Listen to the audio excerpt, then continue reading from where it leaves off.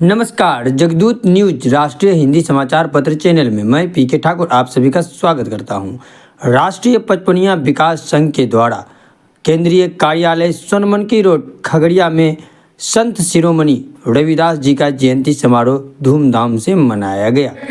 जिन्होंने समता मूलक समाज का निर्माण करने में अहम भूमिका निभाई, बराबरी का दर्जा देने में इन्होंने दोनों व्यक्ति का अहम भूमिका रहा।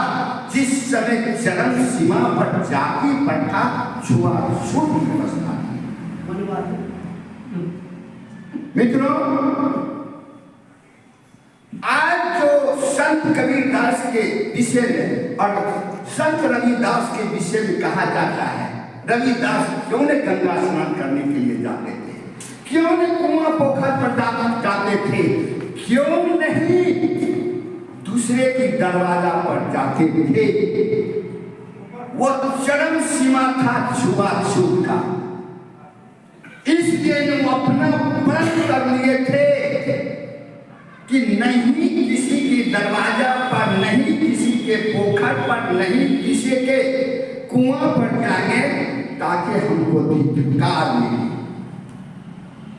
इसलिए ईश्वर के प्रति अपना काम के प्रति एक दायित्व निर्वाह करते हुए मन ही मन पूरे भारत और समाज को समता मूलक समाज का निर्माण कैसे है, इस पर गहन विचार करते हुए इन्होंने आगे के काम किए। अभी ने हमारे बांधव बोले कि कंगन गंगा से मिला और कठोती में गंगा आ गई। मन चंगा तो कठोती में गंगा। कहने के तात्पर्य है कि मन आपका किसी के प्रति घृणा, द्वेष और बेवजह नहीं है, तो ही समय आप खुद ईश्वर है, आप खुद भगवान की दर्जा ले सकते हैं। कहने का तात्पर्य ये था संत शिरोमणि का। मित्रों, इन्होंने एक एक बात को इसलिए रखा, इन्होंने 4 बात को रखा। पहला बात था कि समता मूलक समाज के निर्माण करे, बराबरी में लोग रहे, छुआछूत से खत्म। दूसरा बात इन्होंने ईमानदारी को रखा, सर्वोत्तम ईमानदारी की बात को इन्होंने समझाया। उसी क्रम में एक बात और सामने आता है कि एक व्यापारी ने जब जाने लगा एक सोना का टुकड़ा लोही, उसको एक कागज, एक पेपर में लपट कर को दे दिया कि संत रविदास इसको आप रखिए और हम आएंगे तो फिर देंगे। उनका कहने की मतलब है कि इतना में गरीबी इनके पास में है, अगर ये सोना का टुकड़ा अगर इनको हम दे देते हैं, बेच करके या कुछ कर करके अपना परिवार को भरण पोषण करेंगे। जब वो सोना की लोहड़ी जब उनको दिया गया तो उसको लपटे हुए अपने उसका जो घर था उसमें खोस दिया, रख दिया। और रखने के बाद जब वही व्यापारी लगभग 4-5 वर्ष के बाद वो लौटा तो देखता है उसी घूस के घर में ना रहे संग। कहा कि जो सामान दिए थे रखने के लिए वो मेरा सामान कहाँ है, तो देखा है उसी तरह लपटा हुआ उसी जगह रखा हुआ है, उसको धोए तो देखा तक नहीं। इतना ईमानदार मैं ऋणी हूँ, आभारी हूँ संत कबीरदास का, जिन्होंने परिपूर्ण कर दिया है मानव जीवन को ईमानदारी को संदेश दिया। मित्रों, आज रविदास के विषय में एक से एक बात आपको सामने आता है। कहने के तात्पर्य है कि ये हम लोग को जो समाज का बात है, पूर्वजों को जो याद कर रहे हैं, इसी याद को ताजा करने के लिए आज हम जयंती मनाते हैं। हम पचपनिया समाज के लोग हैं।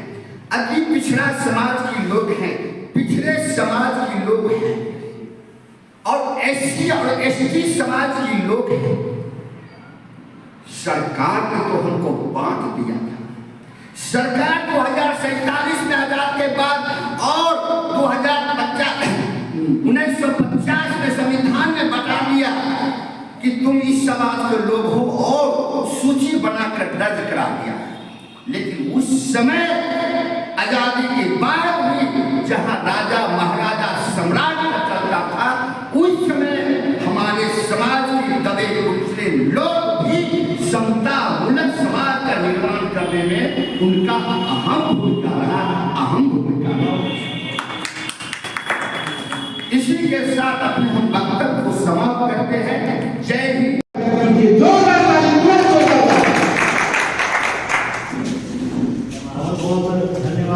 हमारे बड़े भाई और राष्ट्रीय पटवनिया विकास संघ के जिला अध्यक्ष भाई गुड्डू जी, हम सबके बीच उपस्थित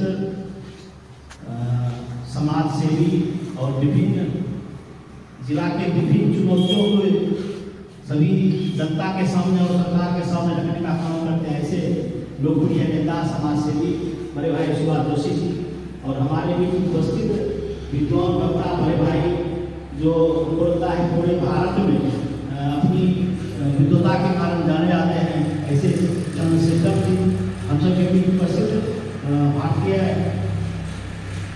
राष्ट्रीय पटवनिया विकास संघ के प्रदेश अध्यक्ष बड़े भाई उमेश ठाकुर जी, यहाँ पर बहुत उपस्थित हैं सरवन ठाकुर जी, रंजन ठाकुर जी, पवन जी, और हमारे भारतीय जनता पार्टी के लोकसभा के जो यहाँ पर विस्तारक हैं मुरारी कृष्ण पासवान जी, और हमारे बीच हमारे राज्य कालेश्वर बाबू, सभी तत्व साथी। आज बहुत देर जो अपेक्षा नहीं थी उतना समय तक हमारा यह अपना कार्यक्रम चला, और यह कार्यक्रम जो संत शिरोमणि रविदास जी पर और सभी लोगों ने खोलकर अपनी बातों को रखा। मित्रों, अपना देश जो है तो संतों का देश है। यह देश ऐसा देश जहाँ पर गंगा यमुना और सरस्वती एक साथ बहती है, ऐसा देश जहाँ पर हिंदू मुस्लिम सिख ईसाई एक आंगन में खाते हैं। यह ऐसा देश है जहाँ पर संतों का और साक्षात ईश्वरों का भी अवतार हुआ है। ऐसे पुण्य भूमि पर हम जन्मे हैं, ऐसे पुण्य भूमि के हम सब एक बगिया के फूल हैं, इस पर हमें गौरवान्वित होना है। संत रविदास जी की बात करते हैं। मित्रों, इनसे पहले भी बहुत हमारे देश में संत हुए, और जैसे जैन मुनि हुए, महावीर जी हुए, उसमें 14-24 केवल हुए, वैसे ही भगवान बुद्ध हुए जो जिसको एशिया सन ऑफ एशिया कहा जाता है। तो उसी तरह संत रविदास जी को भारत का शिरोमणि कहा जाता है। संत का अगर कोई है शिरोमणि तो वो संत शिरोमणि रविदास जी। मित्रों, इनके संत को कब कोई स्वीकारते हैं? जब संत प्रकृति को अपने हिसाब से मोड़ दे, तब संत को लोग स्वीकारते हैं। जैसे हमारे बोले रामानुजी ने जो संत जी ने जो कि वो संत कैसे हुआ, संत संत का उपाधि देता है, क्या पैरामीटर क्या है? तो पैरामीटर ये है उससे जो मन्नत मांगा और वो पूरा हो गया, इसका मतलब ये संत हो गए, यानी उसकी शक्ति है। तो ये संत का जो पैरामीटर दक्षिण पंथी के लोग थे, लेकिन अपने यहाँ जो संत थे वह वास्तव में हवा का दिशा मोड़ने का ताकत रखते थे। वो इसलिए नहीं कि वह लोग ताकतवर थे, वो इसलिए जो शरीर और ये प्रकृति, जिस तरह प्रकृति अगर गंदी हो जाए तो यहाँ के रहने वाले जीव जंतु अस्त व्यस्त हो जाते हैं, उसकी जीवन जो है सो नैया डगमगाने लगती है। उसी तरह उनके अंदर के पवित्रता उतने ही पवित्र रहती है जो बाहर की पवित्रता है, उतने ही अंदर से वो पवित्र है। और ये जो चंचल जो मन कहा, मन कंचन जो कठौती में गंगा की बात है, एक शब्द संतों का एक वाणी का अगर विश्लेषण विद्वान करे तो घंटों करेंगे। उसी तरह सम्यक बुद्ध जो हुए सम्यक ज्ञान का बात किए। उसी तरह कबीर जी जो कहे थे आप के अंदर में राम जो है वो है। इसका मीनिंग क्या हुआ? इसका मीनिंग है आप जिसकी आराधना करना चाहते हैं, जिसकी आप अपने को उनके सामने प्रस्तुत करना चाहते हैं उनको पहले समझें। दिशाहीन तीर समय पर तो लक्ष्य पर पहुंचेंगे लेकिन लक्ष्य पर नहीं पहुंचे। जो हमारे यहाँ दो प्रथा है पूजने का, एक है सापेक्ष, एक साकार रूप का है, एक निराकार रूप का है। तो रैदास थे निराकार रूप के, जैसे कबीरदास थे निराकार रूप के, उसी तरह ये रामानंद जी थे, वो थे साकार रूप के। अब देखिए साकार रूप रामानंद जी जिनके शिष्य हुए ये दोनों, ये निराकार थे। बात गुरु जो है वह साकार की पूजा करते थे और ये निराकार की पूजा करते थे। इनमें जो चेतना जगी, इनकी आत्मज्ञान की चेतना थी, और गुरु जो रामानंद थे उनको अध्यात्म की चेतना थी। दोनों में अंतर है। कोई आदमी वेद शास्त्र पढ़ के ज्ञानी होता है और कोई आदमी आत्मज्ञानी होता है। जो आत्मज्ञानी होता है वह सबसे ऊपर है, ठीक ना।